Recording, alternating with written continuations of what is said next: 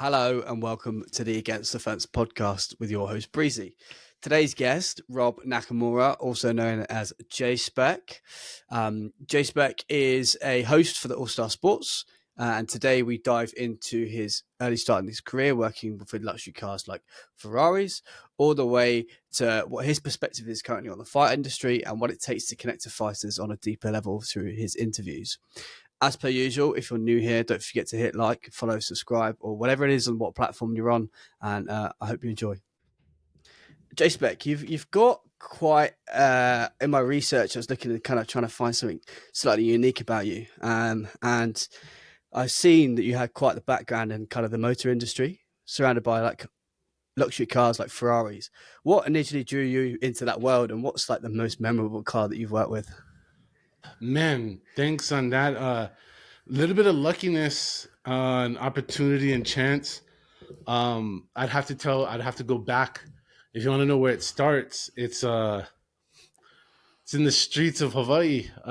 Street racing back in the day, long before Tokyo Drift and the movies. It was a way of life. Way before. So, that all stumbled into me moving to Las Vegas, and fast forwarded all years forward, I got the opportunity to race, and then be a part of motorsports, and then obviously help others further their passion in that. And obviously then you get the opportunity to work with cool people, cool cars, and a whole bunch of random awesome accident things that happen, and then you get to play with a bunch of toys that aren't yours. So yeah. Best car, did you say best car or favorite car?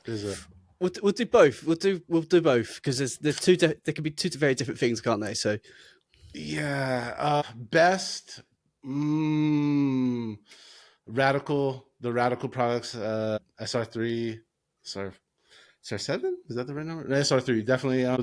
Those cars are just, purpose built, lightweight. They're durable, like, all the things you want.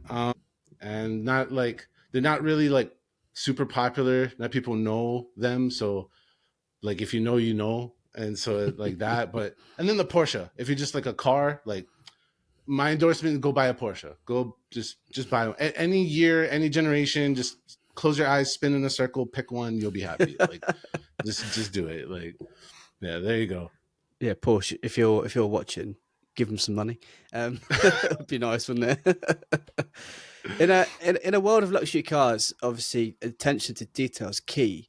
Do you think that experience has shaped how you approach interviews with fighters, or do those two worlds feel totally different? No, no, no, man. Like, that's a beautiful comparison. That is genuinely in something that just subconsciously comes out. So nice job. Yeah, no, there is a attention to craft, right? Like, I think that goes to anybody. Anytime you take something you care about, and then you push the science side of it, and then mix it with passion, you start getting to that nerdy range that some people like to name. But that's where craft comes in. That's where the science and arts mix together, and you get the highest products. So yeah, that's to me. And I don't like knowing where the passion comes from.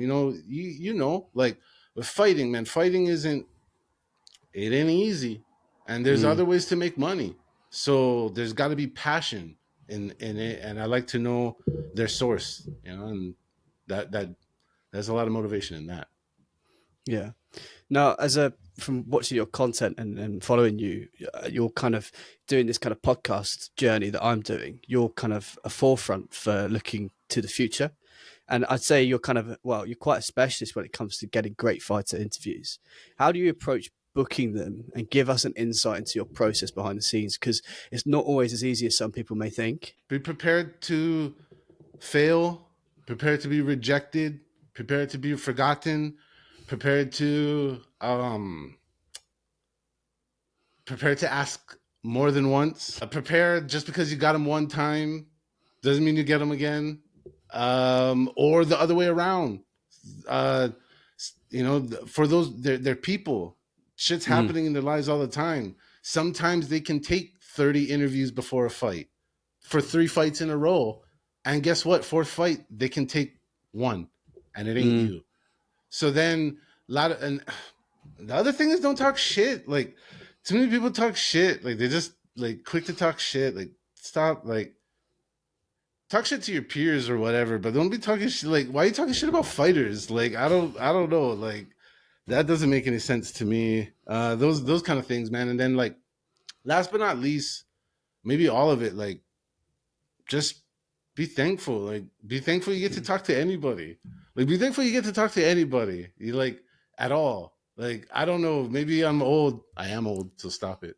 But maybe I'm old into the place where like video talking to somebody on instantly wasn't just taken for granted. Like you couldn't just talk to some of the best people, coaches, whatever, just instantly. Like now everybody can do it and they just think like, oh, I should or I could or like I ought to be, I deserve it. Oh, I hate that word. You deserve nothing. Like you deserve nothing but the air you're breathing right now and the life you have right now and the opportunity to go make something for yourself, you know, other than that. Like so all that combined and just and you know, once upon a time when I was a young guy, I had a career in sports that equaled being like a not bad prelims fighter, you know, and nobody remembers and nobody cares, and that's fine. That's good, and I don't want you to. And but the thing is, I respect it. I respect the real small amount of time that these men and women have. It's small. So your time, my time here on the mic, it's hopefully lasts a long time. And so you should just chill and wait and be patient and be supportive of people. Like be Mm, genuinely supportive. Don't here's another one. Like don't like, oh, just try to like be supportive because you want something out of these people. Like they're already giving you something. They're already giving you blood, guts, glory, and sweat. Like what else you want from them? You're your parents, you're their kids. Like, no, you're not. So what more from them you want?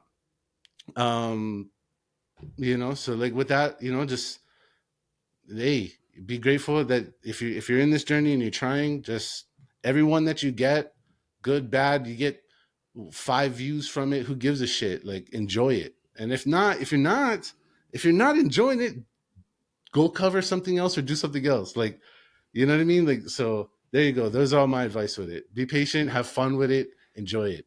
yeah, I like that because it's brutally honest, and yeah, I've got a lot of time for that. You've got to enjoy it if you're going to do it, especially in this kind of scene where you've got to be so what's the word I'm looking for? Persistent, should we call it? And you've got to keep going. It's not going to do it itself. So yeah, 100%. I love that. One bit of advice then, not leading off the back of that from the experiences that you've gained on this kind of topic. What's one bit of advice you'd give someone? Let's say me as an example. If I wanted to get to, I'll say some of the bigger names because you are quite good at getting very kind of niche people that people may not instantly know about. Should we say up and comers?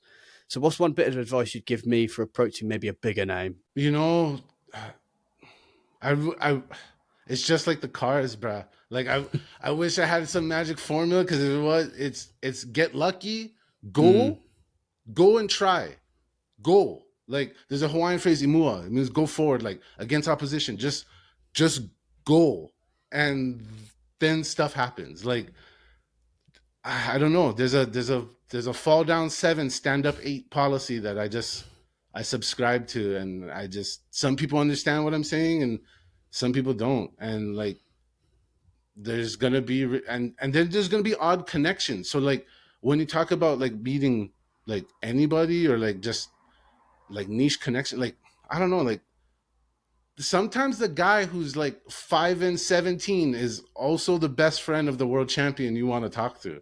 So the world like just I'm just there you go. That's it, you know? yeah, I like that. MMA has got so many different personalities. What is kind of your secret sauce to drawing out fighter stories in a way that feels like authentic and fresh? Uh, One, I didn't. I hope I'm even doing that. So if I am clicking those boxes, thank you, and I appreciate that deeply. And man, authenticity is like the whole point of even doing this, in my opinion. Like, what's the point of having a conversation or media? Like, I'm not I'm not in a show. Like I'm not pushing a product or like directing anything to an agenda. So like other than that, if we're just talking, like I'm gonna do bullshit you, like I was just gonna sit around, let's sit around bullshit. Like that's what the bar is for. Like go have a nice drink and bullshit. But like like if we're gonna talk to an athlete, you're gonna talk to somebody on any level, amateur, world champ, don't matter. Like I want to know what's up. And once again, I'm only getting your time for the next 15, 20 minutes. Mm. I want to waste it on crap. Like no, like so there you go. And then also just a little bit of like knowing, once again, pulling from experience, old guy, fucking feelings coming out. But when you have all these experiences, you have many experiences, you understand that like nothing comes just one, two, three. Like except highlight reel knockouts, but like nothing. Like it's there's always like one pause, one and a half pause, -2 points, then back again. Like that's how it works. So if you understand that part, then it all goes together. Mm. You've interviewed fighters across all stages of careers, from rookies to legends. What's the most surprising fighter that you've spoken to, and what's one thing that person shared that stayed with you? The second part was so deep, and I was thinking about it so much. What was the first part? Most surprising fighter you spoke to? Oh, most surprising. I think. Ooh, nice question, dude. Su- Surprising. I'm gonna have to come back to that one. Most meaningful would be Dan Severn. I think Dan Severn. Dan the B Severn. I don't think it's legal to say his name the way I just said it previously. To the Beast, man. His words, like just so much meaning in all the stuff he says, because once again the experience and the commitment and the sacrifice and all the other stuff and the but like knowing, like sweat equity was a word he kept rephrasing, and moving out of necessity was a quote out of that conversation that I just found profound, and it connected to his regular life, like just things outside of fighting. Is how he even got the opportunity to be in the UFC was through a tragic, like not tragedy, but through bullshit. Through Mm. some negative shit, got stuff and redirected things, and then great stuff happens. So, just move out of necessity. And I think that's something that applies to sports. It's even kind of like, even fight. You could even put it in the fight world and make it fit, right? I mean, you're getting punched or you got to move, So, getting choked, you got to move. That whole thing, it just kind of really, I was like, damn, Dan, like those are some words. Move out of necessity, like, and that's it. Now, surprise, man. Shoot, like everybody, like like the list is hard to. That just goes back to the other question, man. Like everybody's been a surprise, like all of them along the way. Um, genuine surprise, genuine surprise conversation I had with someone was because it wasn't had nothing to do with I was planned, and I was just eating a poke bowl. So like I'm just trying to eat a poke bowl, and then guess who's next to me? The grandson of Muhammad Ali, Nico Ali Walsh, brother of Biaggi. Yeah, yeah. Same. Thank you, brother. And I'm just like, all right. And I was like, well, I'm going to use this small moment of time between him actually eating, because I don't bother. Here's a pro tip. You see my advice? Don't bother athletes or fighters in the bathroom or eating. What's wrong with you people? Don't ever do that. Like, if they have just leave it alone. Now, in between the ordering or the food's not there, chance it. But once food's like around, like nah. So, anywho's, yeah, man. That was the most surprising, because living in Vegas, lots of random opportunity, lots of random stuff happens, and that one was a most recent. Like, what the heck? That's cool. Like, didn't plan that. So there you go. There's my story. Yeah, a visit to Vegas is on the bucket list. I want to go there and do like 2 weeks and come back pockets dry because the casinos have taken all the money, but at least they had a good time. Um, We got every other ways. Have other ways to take your money that are entertaining. No, I'm just kidding. every interview has a moment, and this is kind of, I was thinking about questions, and I had incidences recently where I've kind of had something go not as planned and as I thought it was going to be, and it's kind of like thrown me. And I watched back recordings, and I don't think people can tell, but I can. I was really conscious in my head, so it was kind of understanding a moment that hadn't gone planned. And have you ever had an interview that went just completely sideways, and then how did you recover from that? That's what I want to know. Absolute high five to the internet. We've been there. Okay. So a enthusiastic young MMA fighter, wants to be different, right? We talked about this just a second ago. Everyone wants to be a little fresh, want to be different, want to be memorable.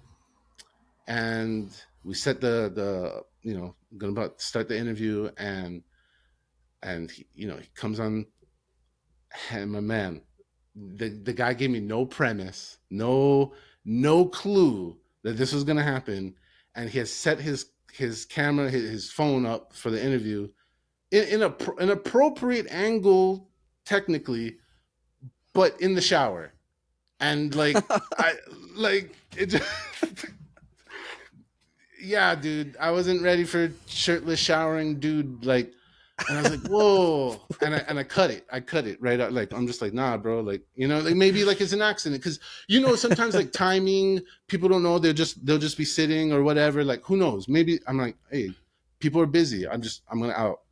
He logs back in on purpose. He's like, hey man, I hope I didn't weird you out, and I'm just trying to hold it straight, nah, bro, you're good, and and I'm still curious, and then he's like, no, I'm trying to do this on purpose, and I'm like, okay, you're doing a thing. Now I know you're doing a thing. I can work with it. I'm still uncomfortable. I'm not gonna lie. I'm still uncomfortable. But now that I know this is a thing, and there's not gonna be further exposure of the body, okay, I got it.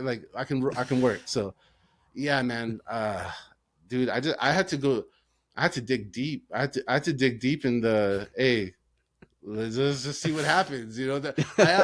I'll be honest, man. There's just a little bit of fuck around and find out. I was just like, what could go wrong here? But no, the guy ended up, just being really creative type, and just being really unique. And then we cut shots, and he went to a different angle of showing his creativity. And Okay, cool. yeah, I mean, the guy even added on like angel wings and stuff. So it was my man. Okay. So there you go. Stuff happens. Have you had one where it's been particularly difficult? Because sometimes I think early on in this, I bogged myself down with really trying to understand how to open people up. And sometimes, it's particularly in MMA with the personalities that are in there, some of them can be so kind of come across as cold. And then how have you broken through that when someone's been closed off? Honestly, this might sound crazy, but I really try to avoid interviewing fighters the week of their fight, or even 2 weeks before. I try to get them out way early or after. Okay. Because they're not starving people. I'm the worst. Family, friends, anybody who's ever known me, I apologize right now for any amount of time that you spent around me when I was hungry. And there you go. There you go, for the heart. Yeah, I get that completely. When I'm hangry, I'm terrible as well. Yeah, so so I think that a little one, but then the other part is, people are people, and not everybody is inclemented for the mic. And once again, from fight to fight, things are different. Just because a fighter is short in this interview, try him again. I love my dad, but the first time you meet my dad, he's terribly boring, but he's super fun the second time and every time afterwards. So maybe I know that inside my head too, and I kind of consider that sometimes. Also cultures,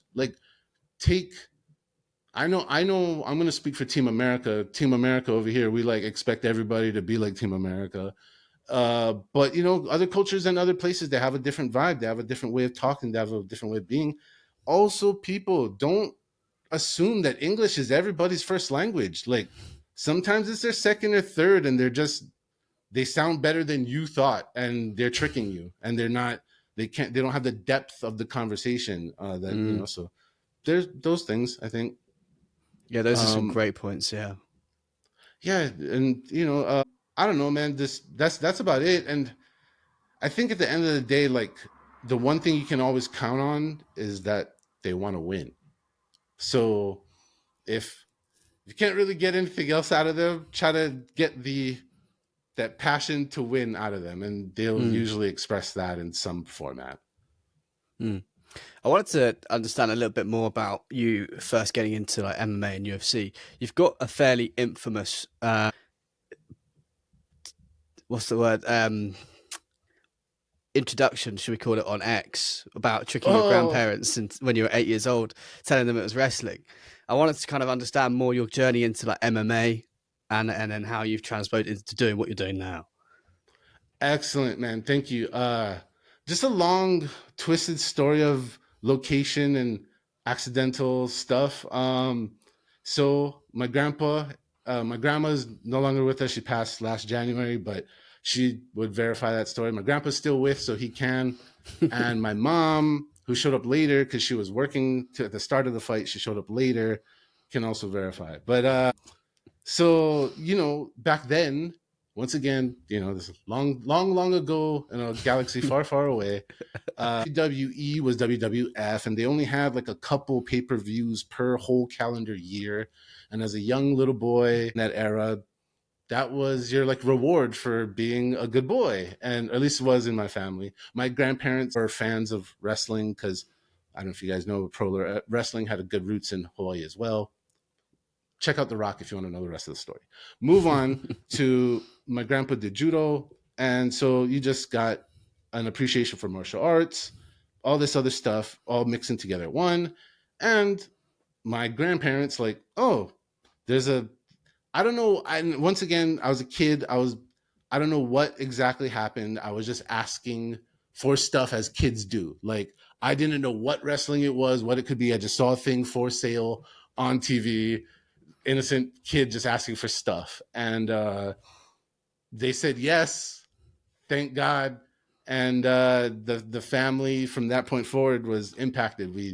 They ordered it, we sat together. Now, no, genuinely think, no, just sit, be on a couch on retro TV. You got your grandpa, you get your grandma, you're 8 years old, UFC starts. There's Jim Brown, which maybe UK folks you might not understand, but just think of one of the most legendary footballers you could ever have is there, just also commentating on this thing that nobody knows what's happening. And the very first fight is a super tall karate dude, and there's a Hawaiian. There's a Hawaiian on the screen, and he's going to be in the first fight. And for me and all the Native Hawaiians and Polynesian people living in Hawaii, like we didn't have a lot of people on TV at the time yet. Like Moana did not come out yet. People go look it up. So, as a kid, I'm just like, sweet, like one of us, like on the screen, and obviously he gets his ass kicked, but he gets his ass kicked in such an amazing fashion. Everybody knows the story. Dudes get kicked in the mouth. The tooth goes flying outside the octagon, startles Jim Brown. Like, not startled, but he's like, damn, a tooth just went by me. And I was like, that's awesome. And all that. And it was spectacular. It was magic. And you, if that happened to you or anybody else and anybody else's family, you would be hooked the same way. So this now spills into growing up in Hawaii, martial arts culture, everybody in doing like it just goes on and on and on and on. And literally just comes this part of my life. My two cousins fight professionally. And I just end up being around the sport in different capacities, in different ways, supporting it, trained just enough to know that I'm not any good and didn't belong in fighting, and other sports beckon. And there you go. It just all fused together into this massive appreciation that lives to this day. I also want to thank Senator McCain and his assault on the sport back in the old days, the dark ages, as some people call it. And some people are like, Rod, why the hell would you ever say that? What was wrong with you? And the reason is because when that was happening, Hawaii was one of 4 states that still let MMA happen under other guises. And we allowed it as exhibition martial arts, which therefore allowed all the legends of the golden era, the pioneer era of the UFC to fight in front of my face. Like, I seen Vitor Belfort's pro debut. These are the kind of things that happen to me that obviously make me committed to this sport forever and ever, you know? So there you go. Yeah, that's one way to flex on people. Ah! Yeah, now you've taken that love and that passion, and I can see it in your work. And you're now a host on the AllStar Sports, where a lot of combat fans will go to get their sports fans will go to get their fix. What's your favorite part of hosting, apart from just having that opportunity to talk to people? And how do you keep the high energy when covering back to back interviews? Because you seem to roll them out every other day. My man, thank you so much. And I want to, obviously, All Star, I love you. Thank you so much for everything along the way. But I have to insist upon the people, the participants, the all the people who played along with my stupid games along the way. Like, I tried to make it fun for everybody. I know not everybody is a ridiculous day one hardcore super duper dork fan like me. Like, I know some people have different ways of appreciating the sport. So I just had the opportunity through the All Star in their app that allowed picking and picking, making UFC picks and playing games and stuff. So it also allowed to kind of like, I don't like the word like building a community, because like that's like seems like disauthentic, but just meeting people all over the place. I have so many cool fight fans from the UK now, from all of Europe actually. Sorry, grew up in Hawaii. Geography is not my thing. But stuff, just meeting people all over is, to me, that's where the passion comes from, because you're getting to meet these people from all over, and they're sharing their passion with you. So that passion is not just my own. There, yes, a lot of it is, but it's shared. Did that make sense? I hope it Yeah, did. yeah, yeah, yeah. And Jordan, who's the host of the Rambling Dad podcast, he put it really well to me. He's like, how many people, when you go to work on a normal work day, how many people can you go in there and speak to with the depth that you want to talk about MMA? There's like no one. You've got to go online to X or whatever to find that, to then have those in-depth arguments or conversations that you want to have.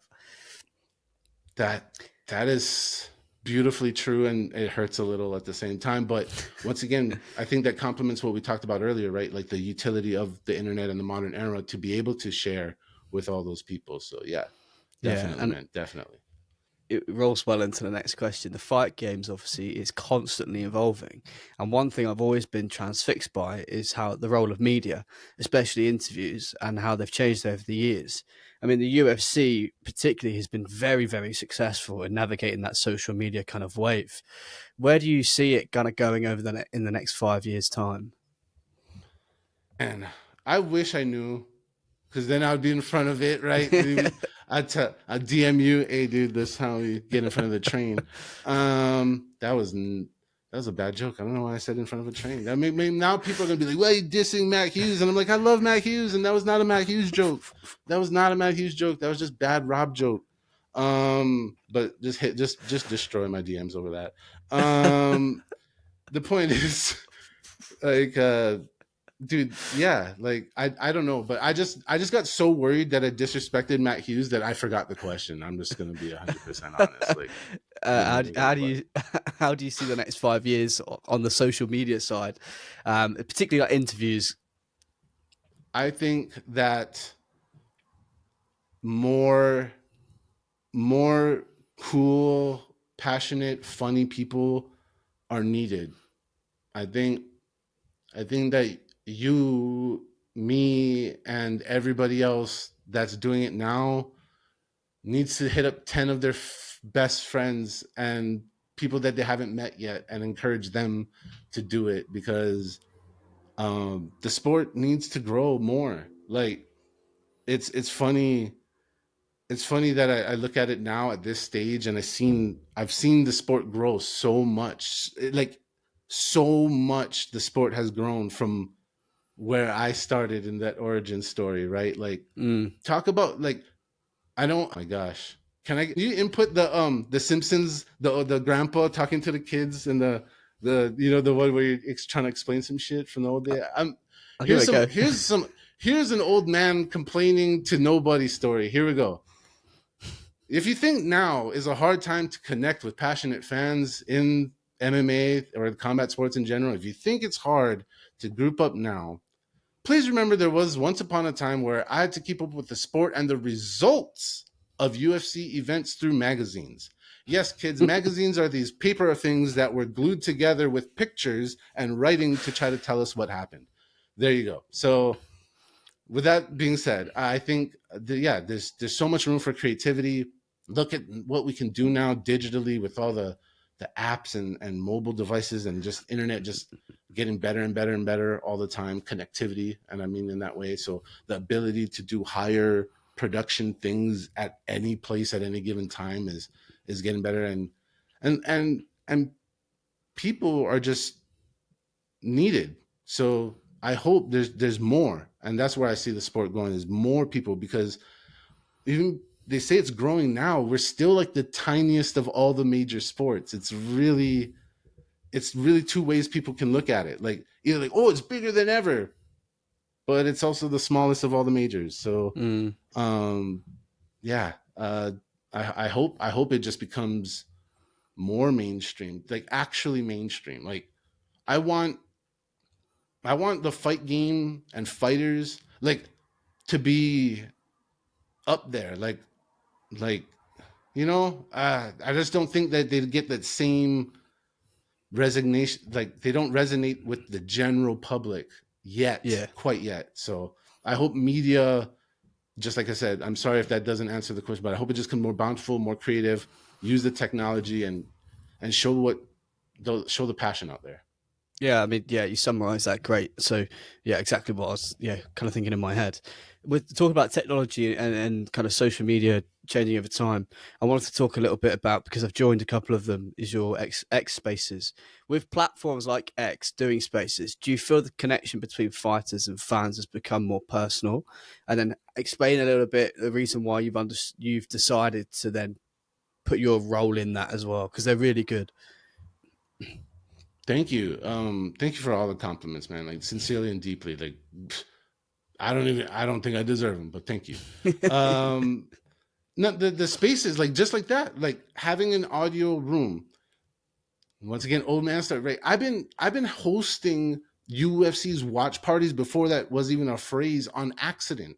Like just as kids, like hey, you want to come over? Like I remember getting in trouble because some kids came over to my house to watch the fights, and like they weren't allowed to watch UFC fights, like so it's been going on since then. I was the guy in college renting, hey, $5, you want to watch the pay-per-view, $5.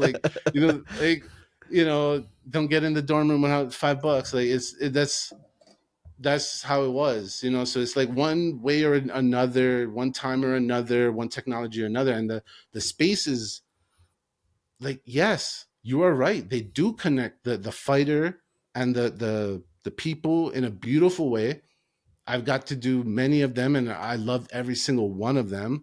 You get to interact with these people on a completely regular human to human way, and watch fights, so it's very fun. And plus, Mm. here's the other thing, dude. Like, once again, like, I know it's going to sound tiny hypocritical, we get to talk to them through effort, through all the stuff we talked about. But our fans, supporters, people that support us, or just our friends, anybody else, they don't get to as much. So Mm. being able to facilitate that that moment for other people, where they get to go, hey, so and so, and they come up with their own genuine, really cool, creative question that you wouldn't have thought of or considered, to ask, and then you get to hear that answer. So all of that is like, it gives back to you. Like, you get to see other people have a dope ass time, and it gives to you. So there you go. Like spaces, all that kind of stuff. That's why that fighter fan intermixing is really awesome. Yeah, and it's one thing that got me into kind of MMA fan channels was before I came to do this with the guys against the fence was just that opportunity to speak to fighters, because normally I wouldn't get that. And obviously for me, fortunately, it's become this where I get to speak to all sorts of people that I'm interested in. So yeah, you're absolutely right. I wanted to talk a little bit about Vegas. As I said, it's on the bucket list. It's known for its bright lights and big fights, but locals know there's so much more under the surface than that. What's something unique about living in Las Vegas that tourists never really hear about, but the locals swear by? Oh man, if I tell it, will it blow it up? Like it's like one of those things, right? Like like the locals, the locals been funding this place and keeping this place alive for generations. Like I don't even know if I say it and then the tourists start blowing it up, like is it gonna hurt? Like, It'd this be good business for them. man, you really have me with an angel devil scenario right here. Like, all right, so there's like there's just some food joints, and I'm gonna say one that doesn't get like put on the like we get so many food joints get put on TV or TV shows or this or that, blah blah blah. But this place is like real old school. It doesn't have air condition, so just forewarn, pay attention to what day you're going. It's like that. I think it's been running since the 70s. I've not been in Vegas since the 70s. I wasn't even born yet. But the point is, it's like that, and and people are gonna jump in and be like, but it's a Philly cheesesteak place. Yes, we're not Philadelphia, but if you haven't noticed, Vegas's thing is copying everywhere else really, really, really good. So yes, it's not quite there, but it's really good. So there you go. It's a place that just a lot of locals know about. It's really fantastic. The other thing that people don't know, I don't think a lot of people think about or think of Vegas is enjoying the lake. Like Vegas locals, a lot of locals are actually aquatic. Maybe people don't know that. Is that maybe one of the spill the beans? Like, because that's the Lake Mead is not too far, and despite all the truth that there was all kinds of droughts for a long period of time, it's still part of the culture. Like if you live in Vegas for any extended period of time, you're probably going to the lake, and so there you go. Those are some local gems, if you will. Did that answer the question? I hope it did. Yeah. On top of that, with the focus that not just the UFC but other kind of promotions and boxing has on the kind of on the area, how has living in such a fight centric city shaped the way that you live and your career today? Man, just that part.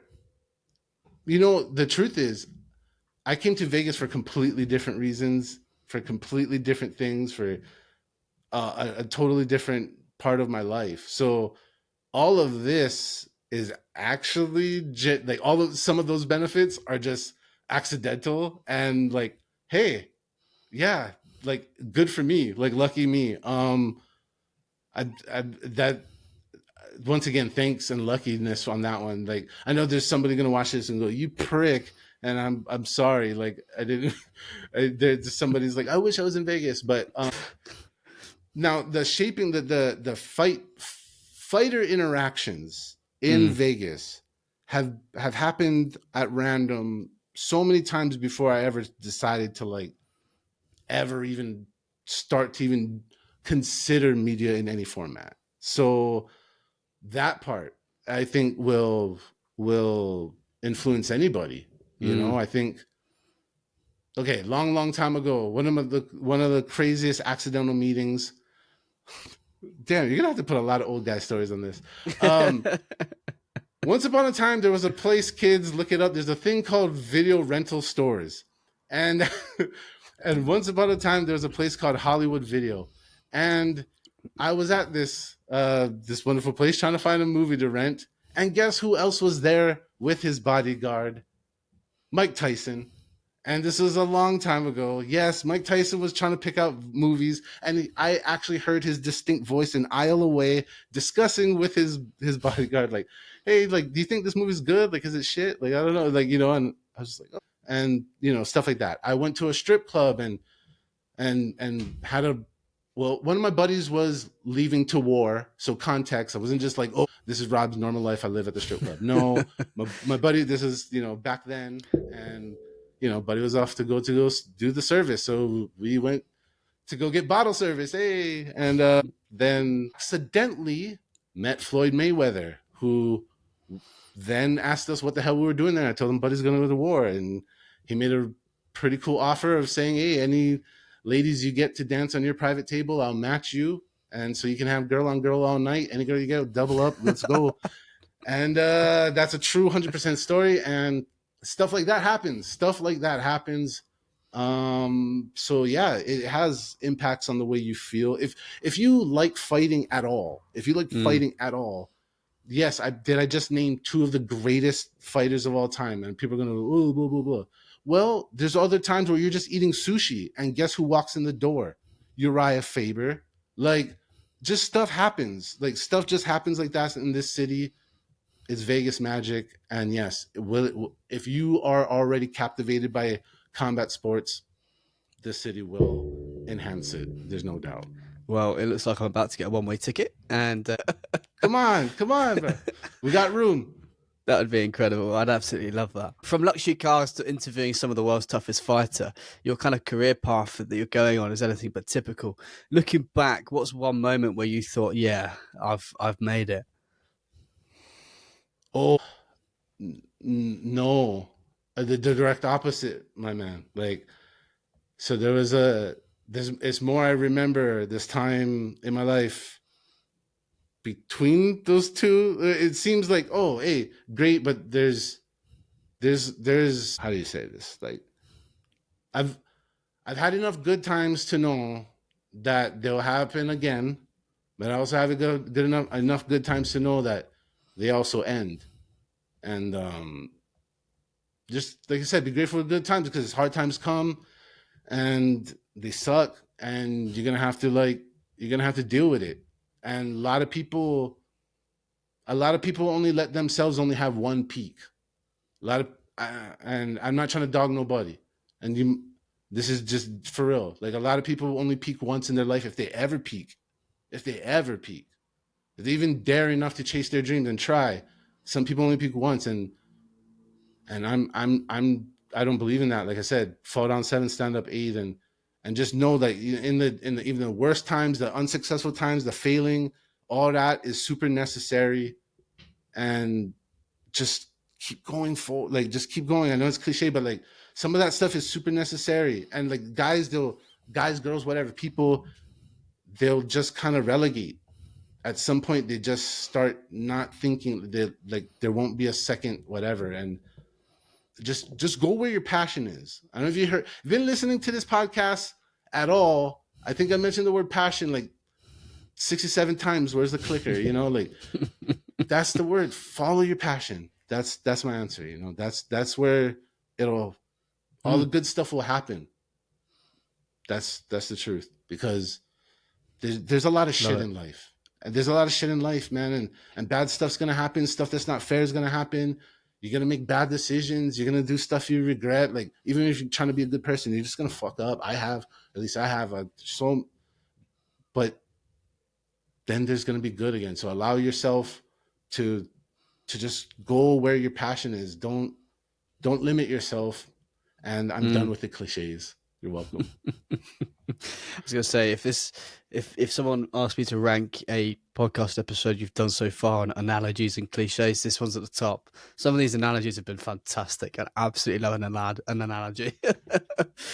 Thank you.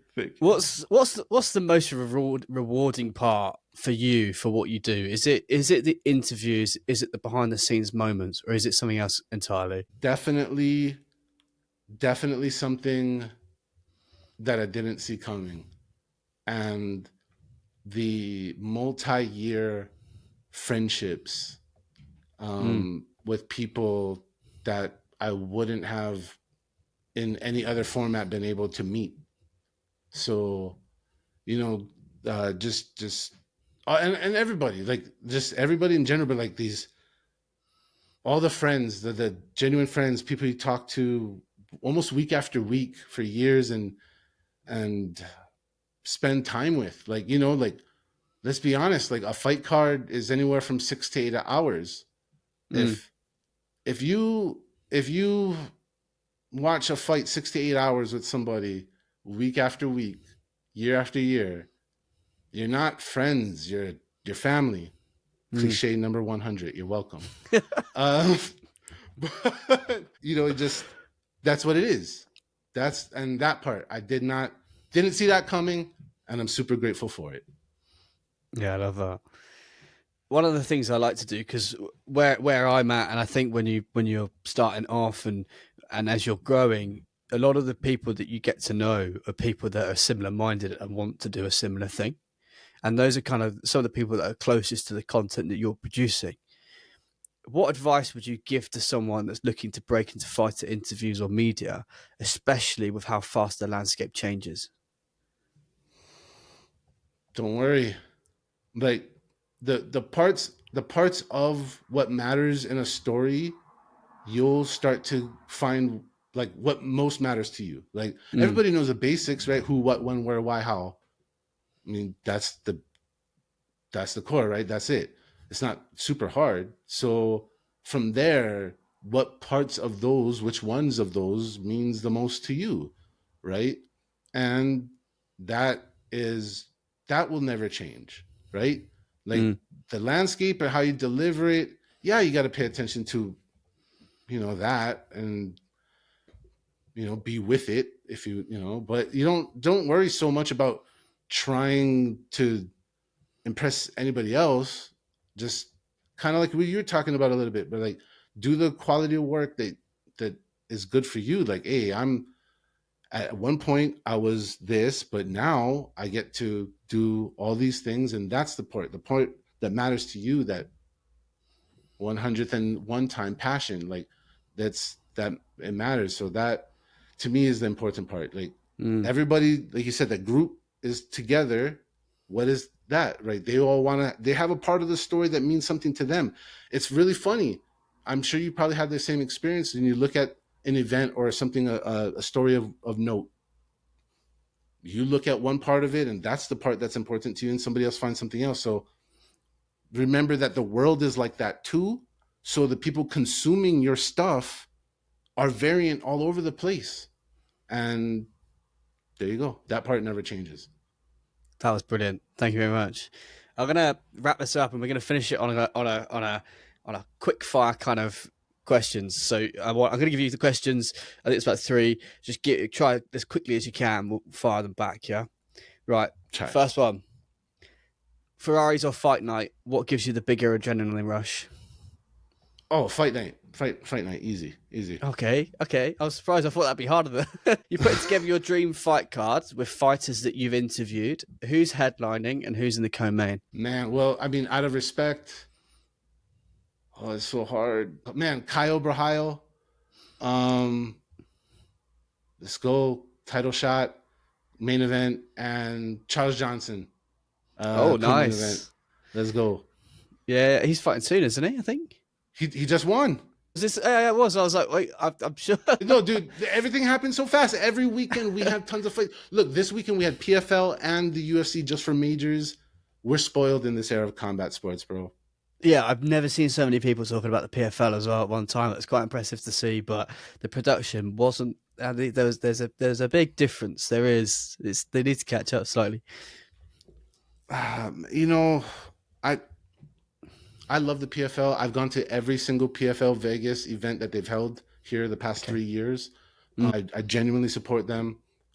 For live events, people, PFL best value for dollars. You're gonna meet a tons of UFC fighters and stuff like that. So go, enjoy, have fun. But yeah, I agree. You ever help me? I'm gonna ask you a question. I'm flipping this around. Oh God. I'm sure you've been to plenty of sports. So say a sport Yeah. that's fun to be at live and not that great to watch on TV. Football, soccer. Okay, that's PFL. Unfortunately, like way more fun live, meh on TV. Okay. Okay. And it is I mean is it the same as soccer where football? Sorry, I can't say soccer. I've got to I say understand. football. Not yeah. Don't yeah. I got you. I have enough UK friends. I understand the lingo. Is it the atmosphere that makes the big difference? Yeah, well, definitely. And once again, I support the UFC. I love the UFC. I've given the UFC obscene amounts of money for seats through decades. So I say this with respect. Currently, right now, in this era of time, the pricing. I mean, Mm. I literally, sir, for what it cost me to go to with just myself and one other person to a UFC event, I was able to literally bring my entire immediate family to the PFL and have good seats and enjoy it. So that's the point. Like, and like my brother, my sister-in-law, like my everybody I'm directly related to. So that's my comparison, my man. Like it's and once again the like you said, environment, the fun, the people around. Like there's all those PFL fighters are training with UFC people, so you're getting to meet a whole bunch of cool like you're taking pictures with UFC people. Like folks, go to a PFL so you can take pictures with your dad, like I did with Khalil Roundtree. There you go, boom, there you go. That's the kind of stuff that's gonna happen. Yeah, I love that. I could probably talk to you for hours about that actually, because it's a hot topic of mine. But yeah. Right, final one. No, sorry, two more. If you could interview any fighter, past or present, that you haven't spoken to yet, who would it be and why? Currently, right now, and past present, Max Holloway, Mm. obviously, proud Hawaiian, automatic, Yeah, yeah. easy. And then pass, I just haven't got to talk to him, but also legend, then BJ Penn. Then also Hoist Gracie always is my default number one answer as well, too. So I'm sorry for ruining your question with three answers. No, no, no, that's fine. If you had to pick between hosting a killer interview with a fighter or getting behind the wheel of a Ferrari one more time, which one do you choose? Wait, sorry, one more time? If you had to pick between hosting a killer interview with a fighter or getting behind the wheel of a Ferrari one more time, what would you choose? Dang. Can we switch it to a Porsche and Yeah, you've yeah, spun. You shut your eyes. You've spun round. You picked a Porsche out. and that's it. Let's go because the interview is gonna last 20 minutes. The Porsche can run all day. Hey. Ooh, me out. Cool, J Spec. Thank you very much. You've been absolutely fantastic, guys. If you don't follow J Spec, his socials will be down below. I'm sure you already do. And if you're here, don't forget to like, follow, subscribe. See you in the next one.